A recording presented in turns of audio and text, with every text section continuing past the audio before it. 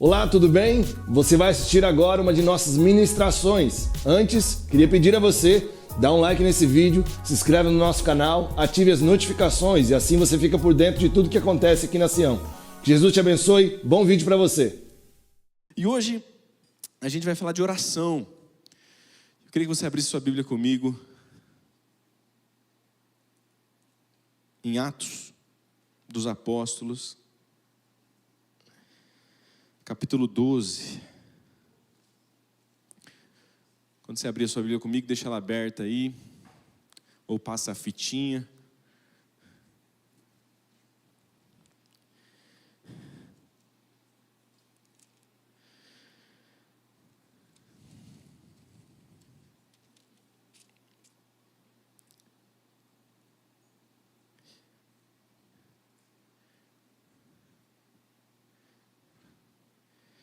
Pregar é sempre difícil, gente. Nunca é fácil.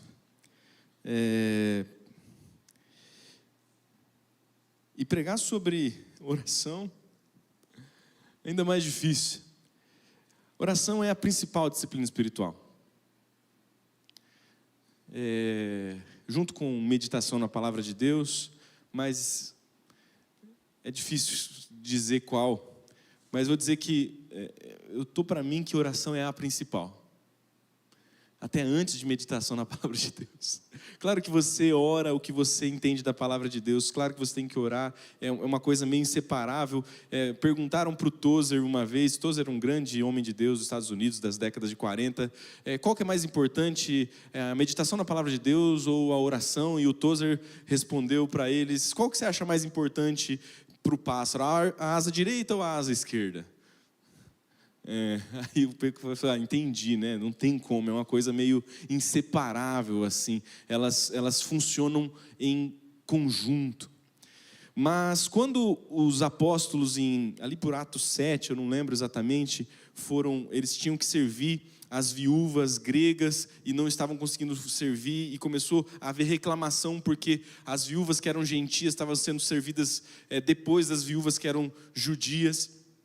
E aí o pessoal veio reclamar com os apóstolos elegeram 7 pessoas, entre eles Barnabé, para cuidar da distribuição dos recursos e do cuidado das viúvas.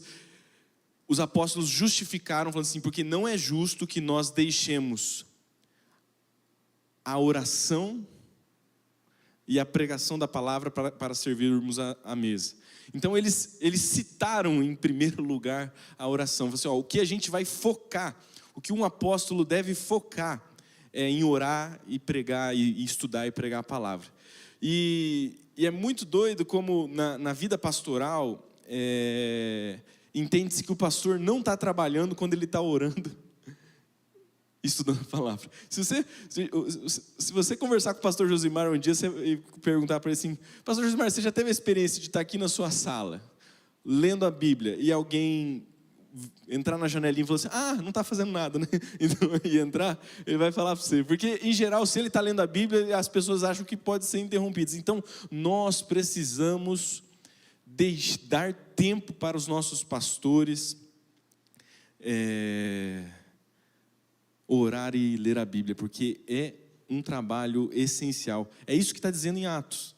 Os caras falam assim: a gente não vai se preocupar com servir as mesmas, a gente não vai se preocupar com a mídia, a gente não vai se preocupar com os instrumentos, a gente não vai se preocupar com a organização do culto, a gente não vai se preocupar com nada no funcionamento da igreja, a não ser oração e pregação da palavra de Deus.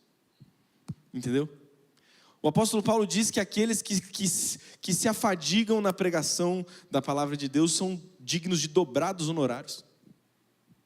Então a gente precisa, inclusive, como igreja, e você precisa fazer parte da assembleia, tem que vir na assembleia.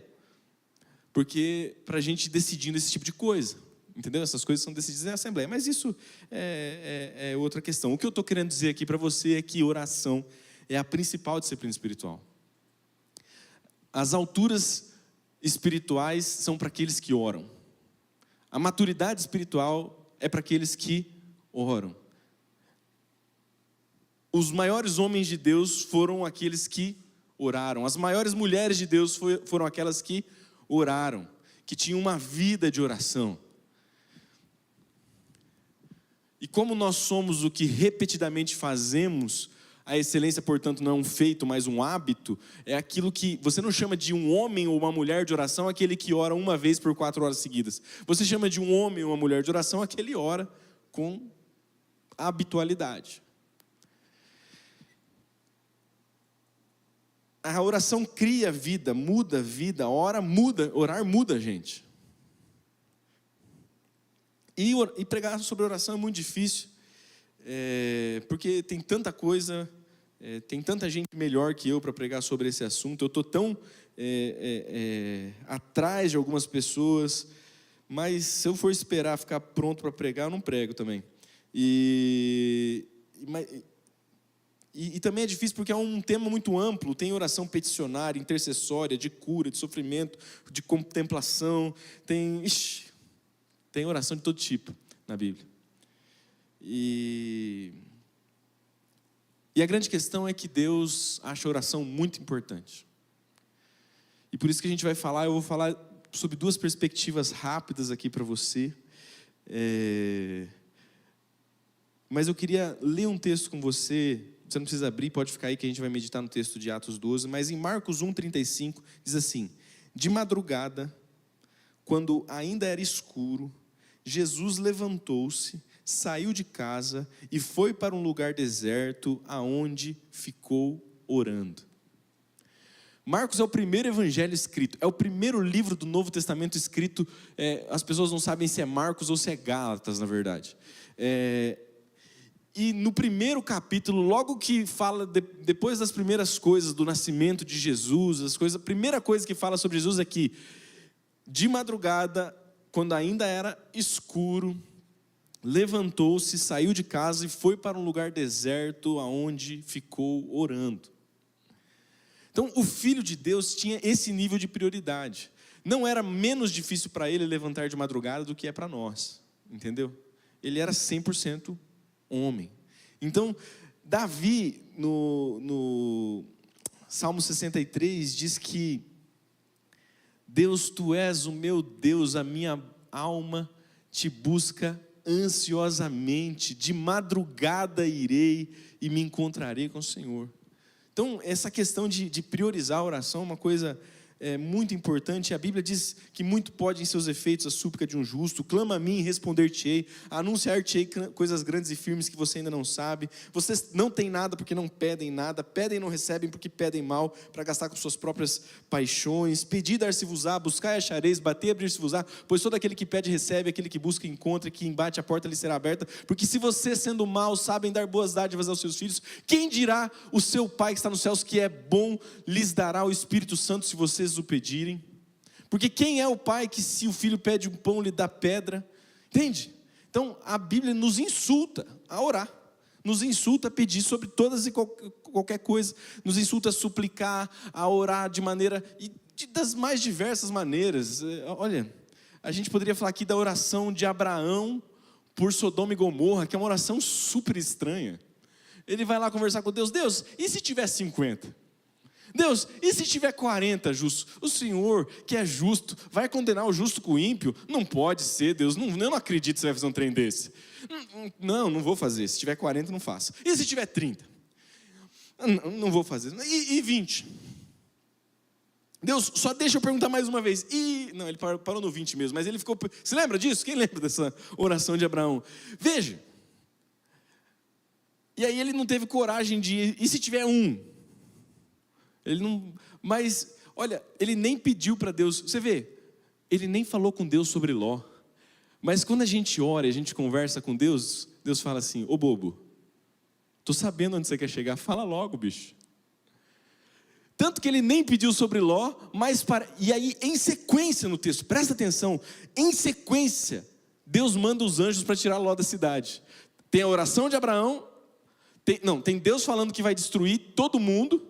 Aí tem a oração de Abraão, e aí tem Deus mandando os anjos para tirar Ló e a família dele de lá, que nem justos eram, mas, sabe, parece que em uma conversa que Abraão teve com Deus, ele lembrou, Deus percebeu na conversa que era aquilo que ele estava querendo comunicar, e tirou. Então tem coisas que a gente ora, e a gente não fala bem direitinho, mas Deus percebe, viu?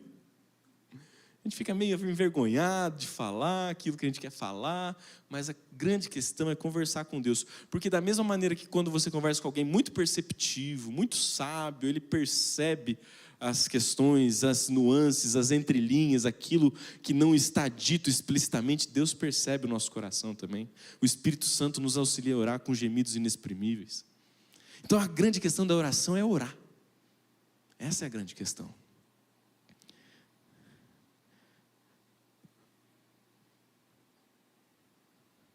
Lutero, eu estou fazendo terapia faz um tempo, e o meu terapeuta é uma benção, cara. E eu sou um cara bastante corrido, assim, eu trabalho umas 60 horas semanais, eu tenho 2 filhos, tenho esposa, eu cuido dos jovens, eu lidero uma célula, tenho GD na quarta, sou da diretoria da igreja, tenho reunião toda semana da diretoria, enfim, vocês imaginam que dá trabalho, assim, sabe? E aí uma das reclamações recorrentes que eu tenho com o meu terapeuta é: como é que eu faço para dar conta da vida?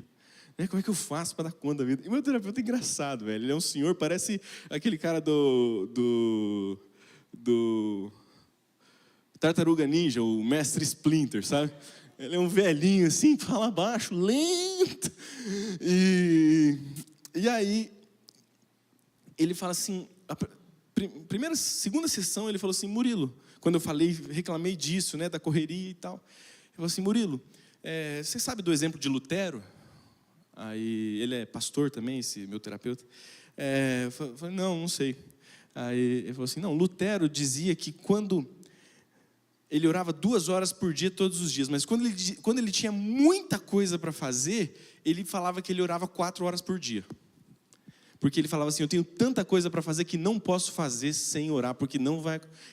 Aí ele citou a frase de Lutero é mais bonita do que eu estou falando aqui, né? Aí beleza, passou duas sessões, aí eu reclamando do negócio de novo. Aí ele falou assim: Murilo, você sabe do exemplo de Lutero? Isso 2 sessões depois. Aí eu pensei: será que ele vai falar do mesmo exemplo, né? Aí eu falei: qual? Aí ele falou assim: o Lutero falou que todo dia ele orava 2 horas, mas quando tinha muita coisa para fazer, ele orava 4. Né? Aí beleza, passou 2 sessões. Ele falou: Murilo, você sabe do exemplo de Lutero? Aí eu falei: qual o exemplo de Lutero? Não, Lutero falava que quando tinha muita coisa, ele orava 2 horas por dia, mas quando tinha muita coisa para fazer, ele orava 4. E aí passou mais uma sessão. Você acredita que ele perguntou de novo para mim se eu sabia do exemplo de Lutero? Aí eu não sei se ele esqueceu ou se ele está insistindo de maneira, entendeu? Mas eu acho que não, porque ele lembra de um monte de coisa que eu falei, ele anota tudo. Ele anota tudo que eu falei. Mas do nada ele fala assim: Murilo, você sabe do exemplo de Lutero? Parece que ele está batendo na mesma tecla comigo, entendeu? Assim, você é muito ocupado? Você é muito ocupado? Então você é ocupado demais para deixar de orar. Você está ocupado demais para tornar a oração secundária. Não dá. Oração não é algo secundário, é algo primário na vida do crente. E quanto mais ocupado você é, quanto mais responsabilidade você tem, quanto mais grande é o seu desafio, maior a necessidade de você priorizar a oração.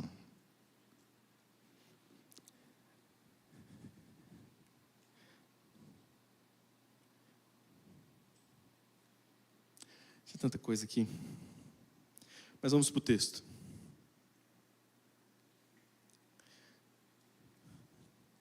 Eu vou ter que falar mais de oração. Eu acho que é muito pouco que eu vou falar de oração aqui hoje. Acho que depois, quando estiver terminando a série, eu vou falar mais uma de oração. Que até comecei a ler um livro sobre oração para ver se eu aprendo alguma coisa. Mas vamos para Atos 12.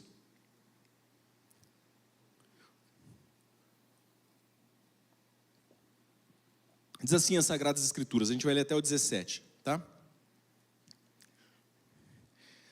Por aquele tempo, o rei Herodes mandou prender alguns da igreja para os maltratar. Mandou matar à espada Tiago, o irmão de João.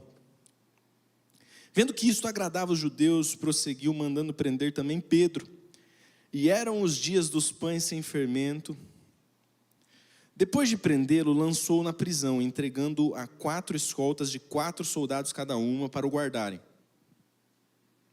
A intenção de Herodes era apresentá-lo ao povo depois da Páscoa. E assim, Pedro estava guardado na prisão, mas havia oração incessante a Deus por parte da igreja a favor dele. Vamos ler junto o versículo 5? 1, 2, 3 e já.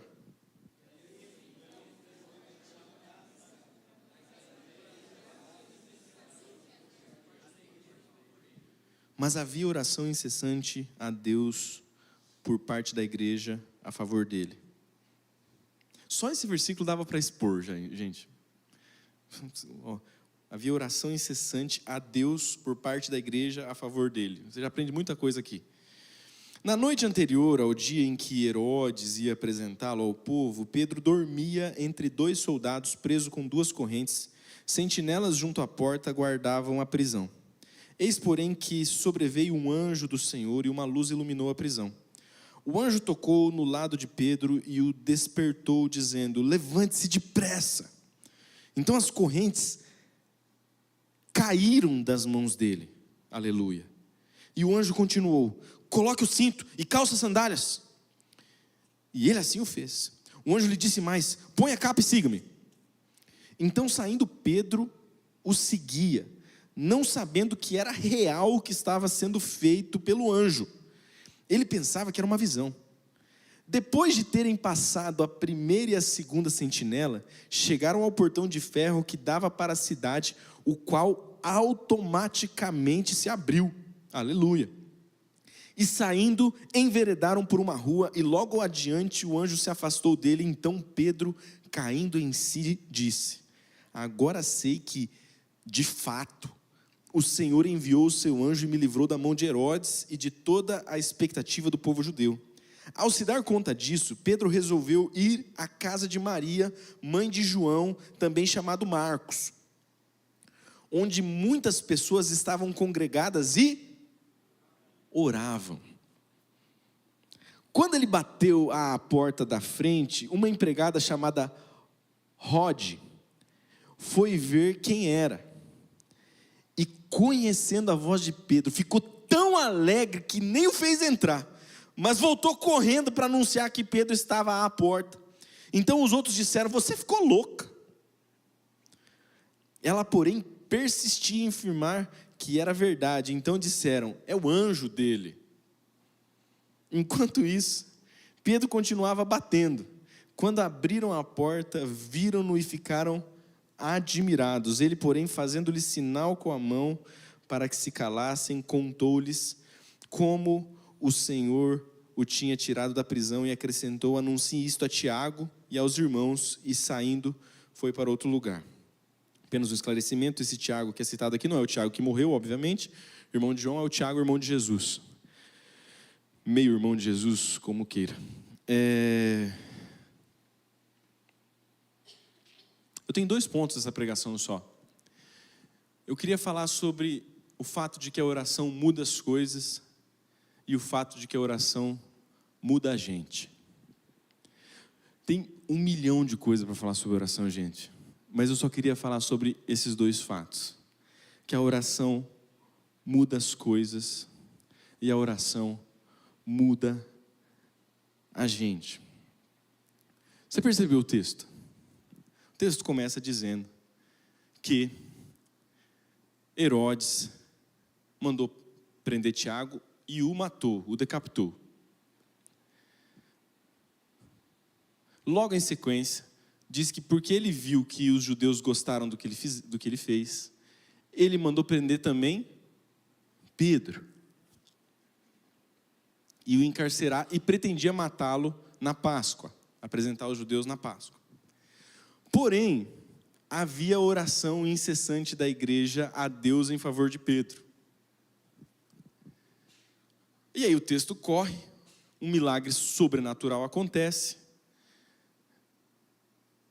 Um anjo aparece a Pedro, Pedro está no meio de 2 soldados dormindo, o anjo fala com ele, dá ordens diretas, rápido, faz isso, põe a capa, põe a sandália, vem atrás de mim, e cena de filme, que as coisas vão se abrindo, tipo tam tam tam tam tam tam tam tam tam tam tam tam banana, né? Missão impossível mesmo, era impossível, mas a Deus não há impossíveis. E aí Pedro estava, caraca, o que está acontecendo aqui, mano? Eu estou sonhando ou é verdade? Né? Quem já sonhou e ficou, o sonho era tão real que parecia verdade? Cara, eu já aconteceu isso, mas esse caso era verdade, mas era tão absurdo que parecia sonho. Era esse o caso, era o caso oposto do que a gente tem normalmente. Aí, Pedro foi lá na casa e o pessoal estava fazendo o que na casa? Orando. Pelo contexto, você acredita que eles estavam orando pelo quê? Diz que havia oração incessante pelo Pedro, né? Aí ele bate, a Rod chega na porta e vai para lá. Aí o pessoal fala, não pode ser, Rod. A gente é engraçado, é ou não é? A gente ora pelo trem, a gente ora, pede, insiste, acontece. Não pode ser, não acredito. Não acontece essas coisas, não acontece. Oração não acontece. Povo estranho, né? É o anjo dele, né? O anjo da guarda, sei lá, alguém assim e tal, que está aí, né? E era de fato o anjo dele, mas o anjo ficou para trás. E aí Pedro entrou e aí falou lá com o povo, mandou avisar Tiago e tal. E esse texto, ele não é um texto como outros textos mais absolutamente claros, que dizem assim, Ezequias, você lembra, Isaías veio falar com Ezequias, falou que Ezequias ia morrer, isso está lá em Isaías e 2 Reis, falou que Ezequias ia morrer, Ezequias virou, clamou a Deus para que ele não morresse, Isaías estava saindo do palácio do rei, estava lá na parte do jardim, Deus mandou ele voltar, falou, vai lá falar com Ezequias, que porque ele orou, não vai morrer, vou dar mais 15 anos para ele. Ou como as orações de Jesus por cura, que havia uma relação de causalidade lógica, tipo assim, Jesus orou e o cara foi curado. Esse texto, ele dá a impressão, né? Tipo assim, porque como ele é uma narrativa mais do que foi acontecendo, foi narrando, você fica com a impressão clara de que tudo o que aconteceu por meio da oração incessante da igreja. Vocês concordam comigo? Que dá a entender que o texto nos sugere isso, é uma sugestão do texto, para que a gente olhe para a narrativa e fale assim, caraca, que milagre. Tipo, na sua vida, coisas que você orou e aconteceram,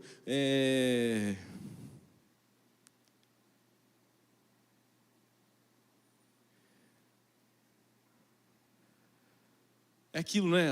As coincidências são bem mais frequentes quando a gente ora, né? Coincidências costumam acontecer mais frequentemente quando a gente ora. Coisas que, olha só, isso aconteceu. E coisas de todo tipo, sabe? Porque Deus fala para a gente ser como criança, chegar e pedir como criança. Então a gente pode pedir pelas coisas sérias e pelas coisas pequenas.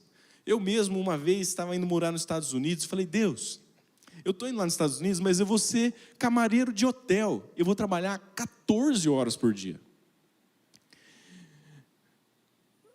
Mas eu queria muito conhecer os Estados Unidos e eu queria, Deus, passar o Natal na casa de uma família americana cristã. Falei para Deus. Queria passar o Natal na casa de uma família americana cristã para ver exatamente como que é o Natal americano daquele jeito que aparece nos filmes. Falei desse jeito para Deus, velho. Eu queria muito conhecer os Estados Unidos e tal. Eu queria conhecer, né, e tal. Não queria só trabalhar lá. Eu queria aprender inglês, mas eu queria conhecer a cultura lá e tal. Beleza, cheguei lá, fui morar numa base militar abandonada lá, nos predinhos lá que alugaram pra gente. Segunda semana bate um cara, Joseph. um americano naturalizado brasileiro que morou por 8 anos no Rio de Janeiro, porque o pai dele trabalhava com petróleo. Ele falou assim: eu fiquei sabendo que tem 2 brasileiros morando aqui, é verdade? Eu falei: sou eu, fala com ele.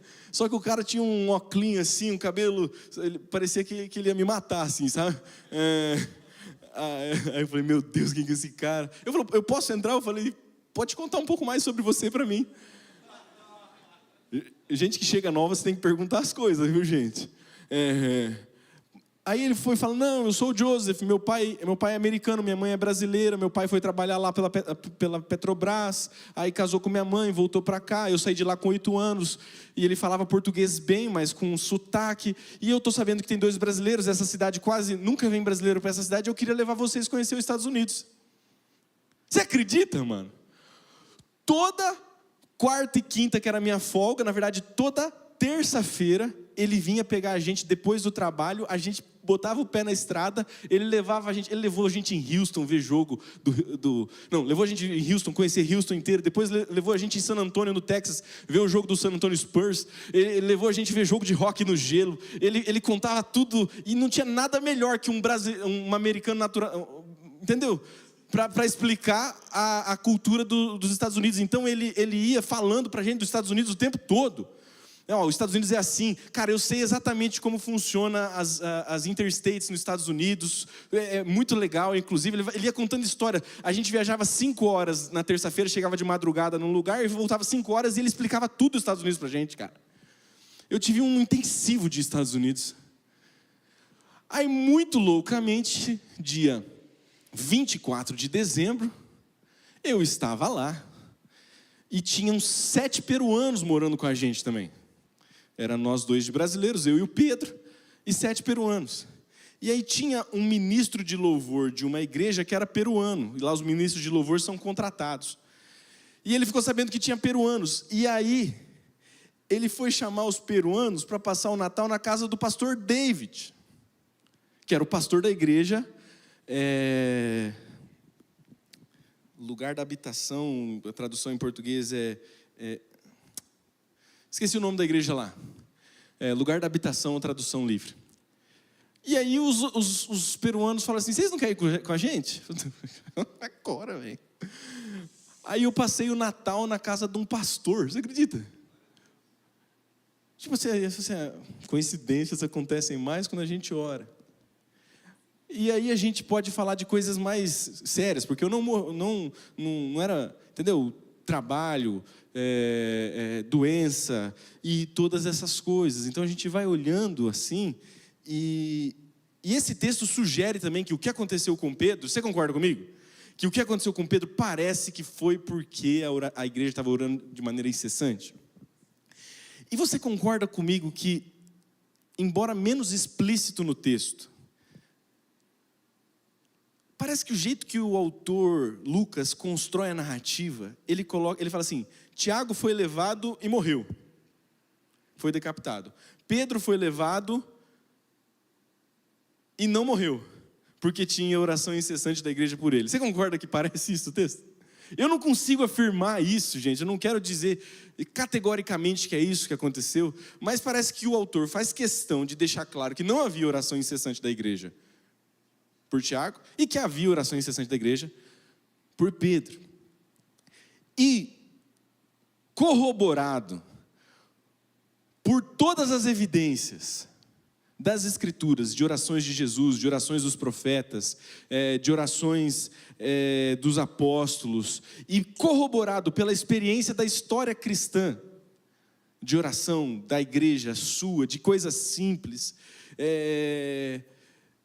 o que eu tenho para dizer para você é que oração muda as coisas.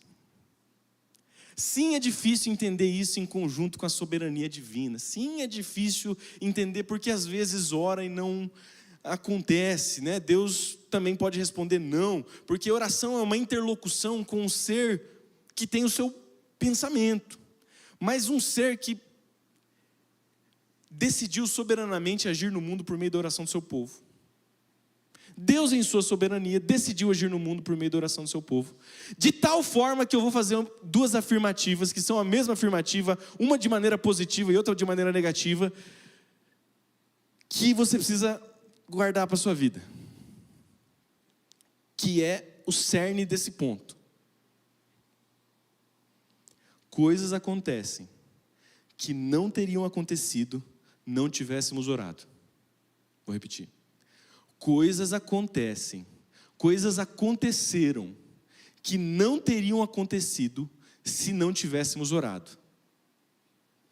Eu estou plenamente convicto que o que eu narrei para você de maneira simples dos Estados Unidos não teria acontecido caso eu não tivesse orado. Vou repetir. Coisas acontecem que não teriam acontecido se não tivéssemos orado. De outro ângulo, de maneira negativa. Coisas não acontecem que teriam acontecido tivéssemos orado. Coisas não aconteceram que teriam acontecido se tivéssemos orado. E é isso que eu quero dizer com base nesse texto, nessa narrativa. Aí você pode falar assim, Murilo, mas bom, podia aparecer o Joseph lá, mas você também sabe que fica um negócio atrás da orelha, parece que aconteceu um negócio na minha vida, eu orei, parece que aconteceu. Cara, essa semana eu estava com um problema no trabalho, insolúvel por meses, e aí eu discuti, me desgastei com uma pessoa, aí eu falei, Deus, e só que eu lembrei, cara, eu não oro por isso desde o início. Aí fui para casa, fiquei orando a tarde inteira lá. Aí no outro dia de manhã, o cara me mandou uma mensagem para solucionar o problema. Aí eu falei, coincidências acontecem de maneira mais corriqueira quando a gente ora, parece. Parece mais cotidiano esse fato de coincidências ficarem acontecendo quando a gente ora. Coisas acontecem que não teriam acontecido se não tivéssemos orado. E coisas deixam de acontecer que teriam acontecido caso tivéssemos orado. Entende? É isso que eu estou dizendo. A oração muda as coisas. A oração muda as realidades. A oração muda as circunstâncias. A oração age no mundo. A oração intervém na história. E como a gente reconcilia isso com toda a soberania divina em todas essas coisas, é uma coisa que está um pouquinho além da nossa capacidade de pensamento, mas a Bíblia não pede desculpa para falar o que ela fala, então às vezes a gente precisa só aquietar o coração assim, ó. Só aquieta o coração. Porque a Bíblia diz, pedir e dar-se-vos-á, buscar e achareis, bater e dar-se-vos-á, pois todo que pede recebe. Mas ela não diz assim, não, mas se vocês não pedirem, dar-se-vos-á do mesmo jeito. Se vocês não buscarem, vai abrir do mesmo jeito. Porque Deus é soberano e vai fazer. A Bíblia não fala esse tipo de coisa. Entendeu? Aí a gente fica tentando raciocinar de maneira muito complexa uma coisa que Deus deixou simples. E é melhor a gente deixar simples. Tá bom? É que eu que me complexifico. Às vezes vocês nem se complexificam com essas coisas, né? E eu tenho umas dificuldades.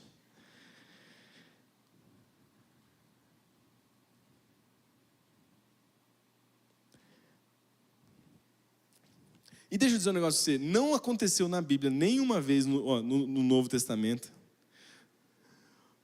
de alguém chegar o cara fazer um pedido. Senhor Jesus, se for da sua vontade, dá um carro para ele. Não acontece. Mas pode ler o Novo Testamento inteiro, não tem esse se for da sua vontade lá. Por que a gente coloca o se for da sua vontade? A gente está aprendendo a orar com os nossos próprios pensamentos e não com as Escrituras. Porque as Escrituras não tem nenhuma vez que fala em orações intercessórias. Vejam, por isso que é importante distinguir as orações. Em orações intercessórias nas quais eu estou intercedendo por um pedido de terceiro. Se for da sua vontade. Esse negócio não é bíblico. A gente pode ter aprendido isso com os gregos, pode ter aprendido isso com sei lá quem, pode ter aprendido isso na filosofia, mas a gente não aprendeu isso na Bíblia. Pode dar uma olhadinha.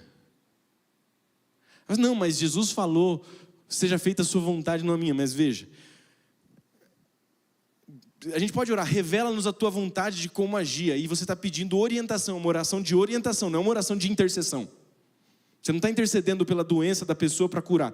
Deus, se for, Jesus orando para Deus, Deus, se for da sua vontade, cura ela. O leproso falou, Jesus, se tu queres, podes tornar-me limpo. Jesus falou assim, eu quero. Se o problema é, se você acha que eu posso, mas não sabe se eu quero, eu estou dizendo para você que eu quero. Entendeu?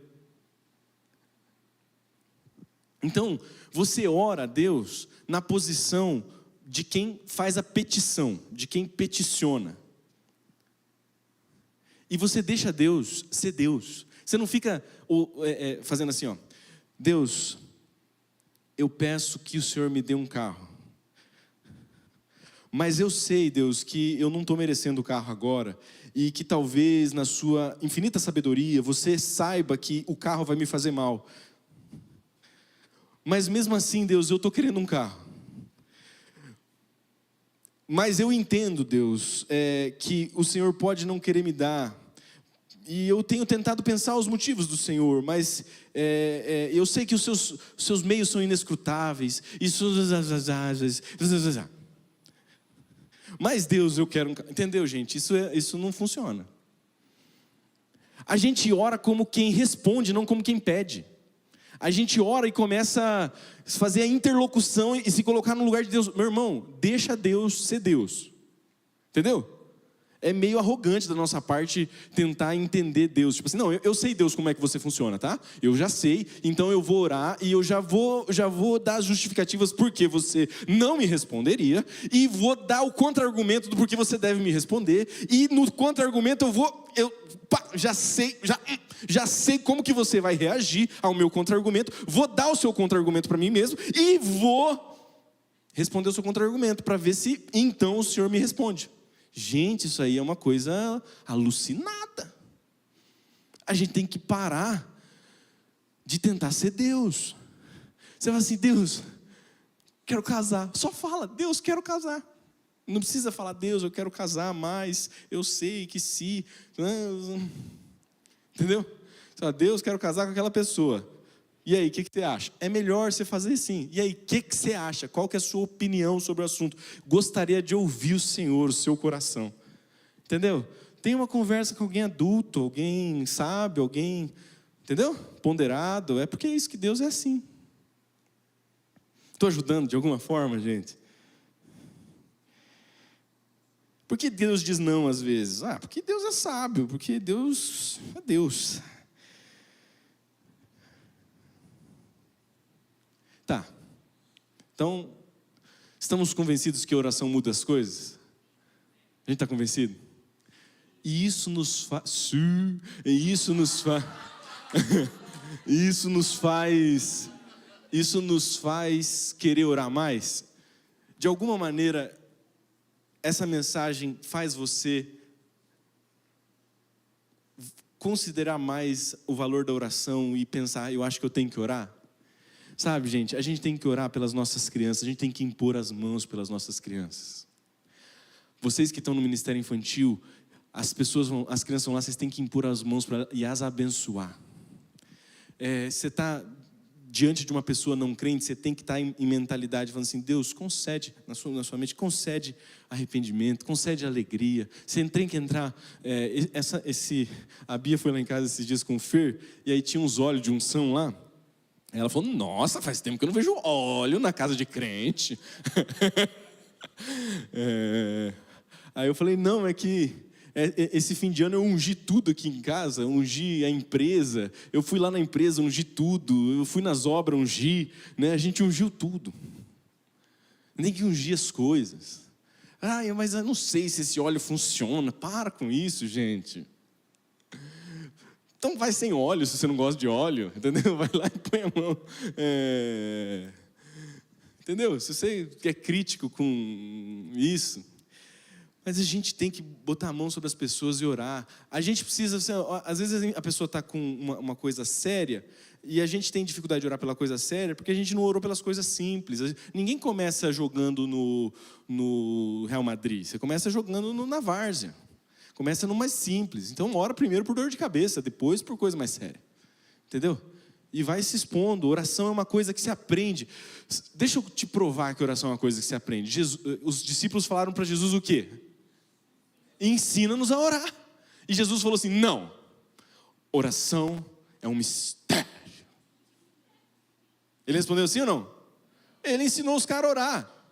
Porque oração é um trem que se aprende. E se aprende com gente que ora. Então você tem que chegar perto do pastor Josimar e ficar ouvindo a oração dele. Assim,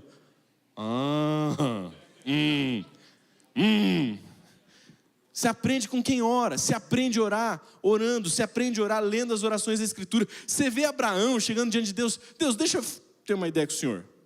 O Senhor... E mesmo quando a gente faz esses negócios assim, de ficar rodando em volta de Deus... Deus não desconsidera as nossas orações. Deus fala assim, vocês não sabem orar mesmo como convém, mas vem do jeito que vocês estão, vem. Chega perto de mim. Essa é a grande questão. Deixa eu tomar uma água.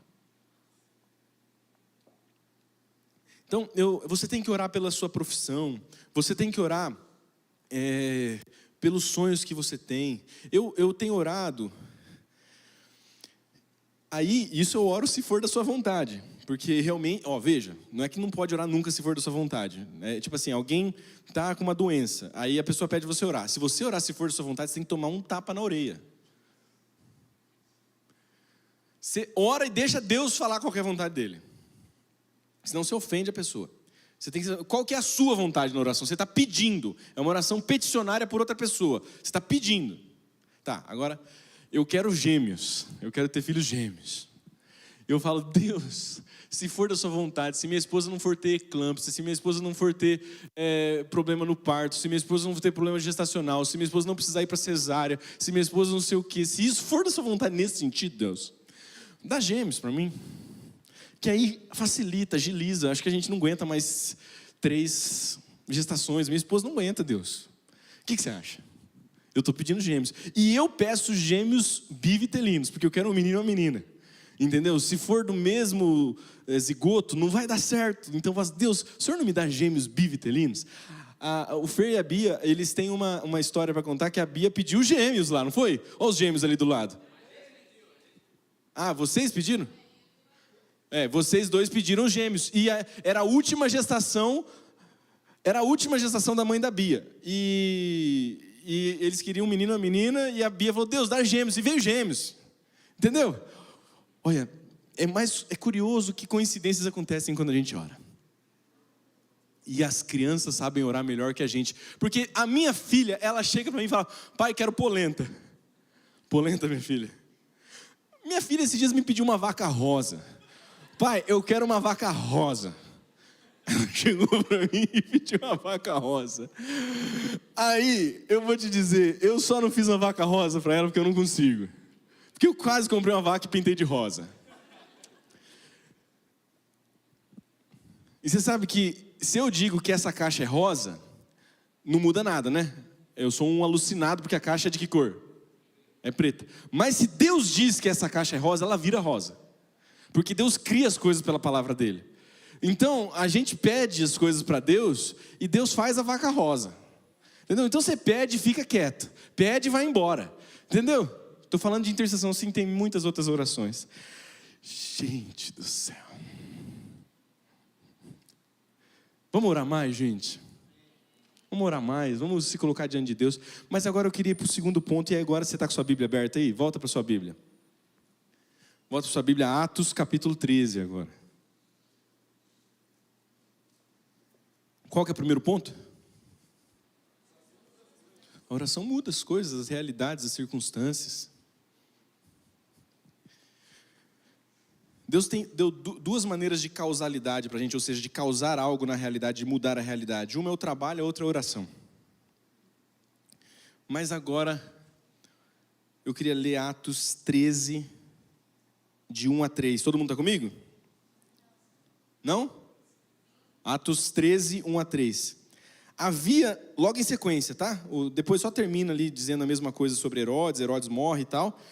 E aí já é o texto de sequência. Parece que o Espírito Santo quis deixar assim.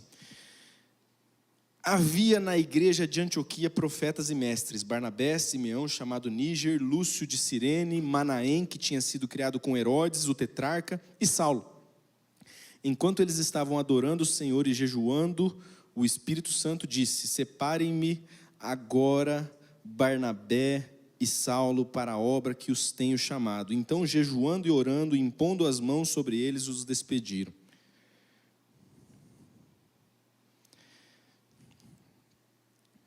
Adoração é uma forma de oração também. Você ora em adoração, você já viu, né? No meio da sua oração, você glorifica Deus em adoração. E o texto diz que esse pessoal estava reunido. E eles adoravam e jejuavam. E certamente o texto descreve aqui um ambiente de oração daqueles que eram os líderes da igreja, mas da igreja como um todo, da igreja de Antioquia, liderada por esses. Os líderes criaram naquele ambiente um ambiente de oração. E aí a grande questão é que a oração não muda só as coisas. A oração muda a gente. Você viu o texto? O texto fez assim, ó. Falou com os líderes para separar Paulo naquele ambiente de glória, debaixo daquela nuvem.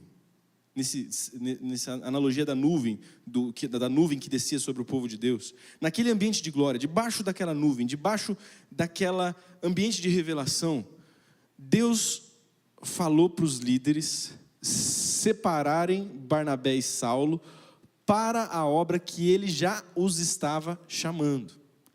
Ou seja, houve um tipo de confirmação, um tipo de testemunho. Havia, parece no texto, parece não, o texto está dizendo explicitamente. Pastor Josimar, vai lá falar com o Lailson, porque eu estou falando com o Lailson que eu quero enviar ele para ser pastor em outra comunidade. E aí, quando o pastor Josimar estava indo, o Lailson falou assim: pastor, eu estou sentindo dentro de mim que Deus está querendo me enviar para ser pastor. Entendeu o que estava acontecendo ali? Deus estava gerando no coração de Saulo, naquele ambiente de oração, um desejo que foi confirmado na liderança, e aquilo criou uma nova realidade, enviou aquelas pessoas como flechas para aquilo que Deus queria fazer por meio de Saulo e Barnabé. Ou seja, eles estavam ali em Antioquia, como uma igreja como essa aqui. Queria que a banda subisse lá. Banda. Pode subir lá. Ou pode subir, mas pode subir todo mundo. A gente vai ter um tempo aqui. Mas presta atenção agora nos movimentos, não. Fica aqui comigo. E a banda, enquanto vai subindo, vai prestando atenção também. Eles estavam em Antioquia como uma comunidade local de fé como Sião. Eles estavam... Veja, presta atenção aqui, gente. Estão prestando atenção nos movimentos. Presta aqui, ó. Eles estavam em Antioquia como numa comunidade local de fé qualquer. E nos momentos de oração, os momentos de oração foram acontecendo. De adoração, de jejum. Você viu o texto citando adoração, jejum, oração? E nesses momentos, uma coisa que não estava planejada para a vida, que não estava clara para aquelas pessoas, que eles não estavam premeditando isso, que eles não estavam planejando isso, começou a surgir no coração deles. Começou a queimar no coração de Paulo e Barnabé um desejo por fazer a maior viagem missionária da história, que escreveu Efésios, Romanos, esses negócios todos, motivo pelo qual nós estamos aqui. E não só isso, para confirmar que aquilo era de Deus no coração deles, aquela mudança, ou sair de Antioquia, sair de Maringá. Antioquia era a grande cidade daquele momento, entendeu? Era tipo Maringá. Naquele ambiente, para confirmar que aquilo vinha de Deus, ele falou com os líderes: vai lá e falam com Barnabé e Saulo, porque eu estou falando com eles já. E aí eles impuseram as mãos e enviaram Barnabé e Saulo para aquilo que Deus tinha plantado no coração deles. Olha para mim aqui, gente. Olha para mim aqui. Não se distraia. É assim, ó. Pode ficar de pé aí.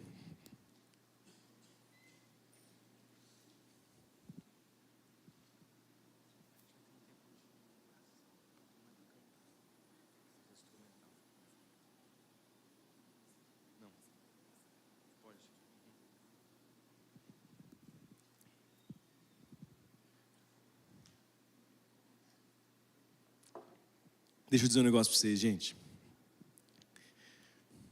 Alguém aqui entrou com uma ansiedade? Levanta a mão. Alguém tem alguma ansiedade na vida? Se você não tem, você me ensina.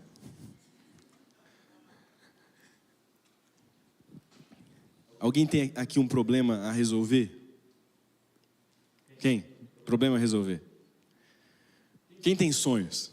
Levanta a mão, sonhos. Quem tem alguém que quer que se converta? Show. É assim, ó. Sabe quando você vai orar? Você vai se identificar comigo, eu sei.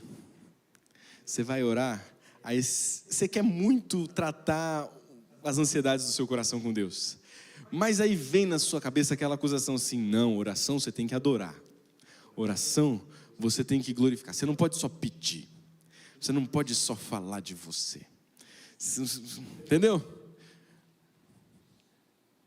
E é verdade. Não é só pedir, né? Às vezes está demais assim.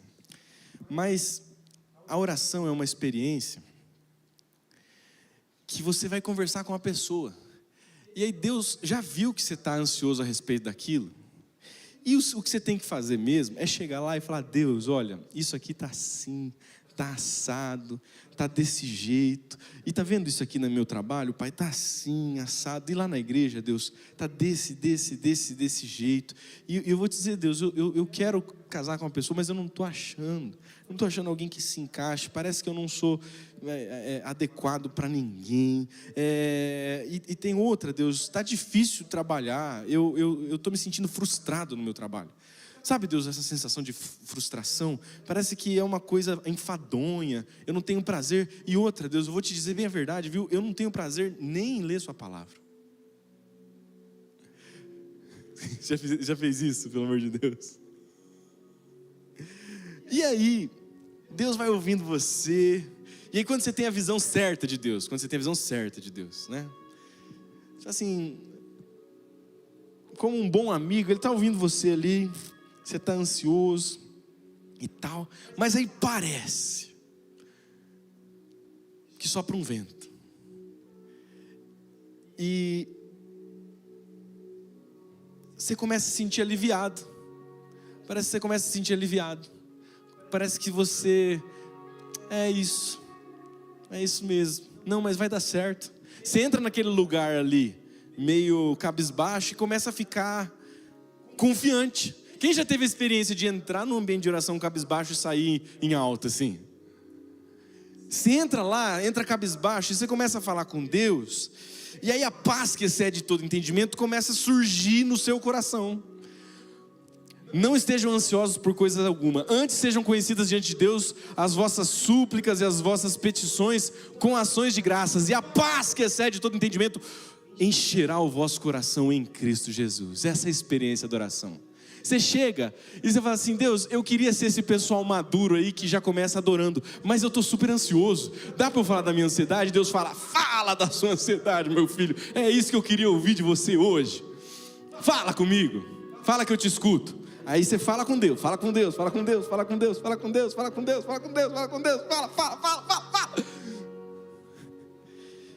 Aí você fala assim, nossa Deus, agora vai, hein? Vai dar tudo certo. E Deus fala assim, chegou a paz que excede todo entendimento do seu coração, meu filho. Chegou, Deus. Você está mais tranquilo, meu filho? Tô, Deus. Você está bem agora, meu filho? Tô, Deus. Então deixa eu te dizer um negócio que eu tenho coisa grande para te contar, viu? Você já falou? Posso falar? Pode, Deus. Vamos preparar o esboço de sábado. Vamos liderar os jovens. Vamos fazer essa empresa ir para frente. Vamos evangelizar aquele povo.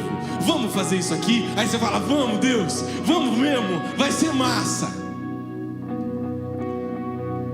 Você está entendendo?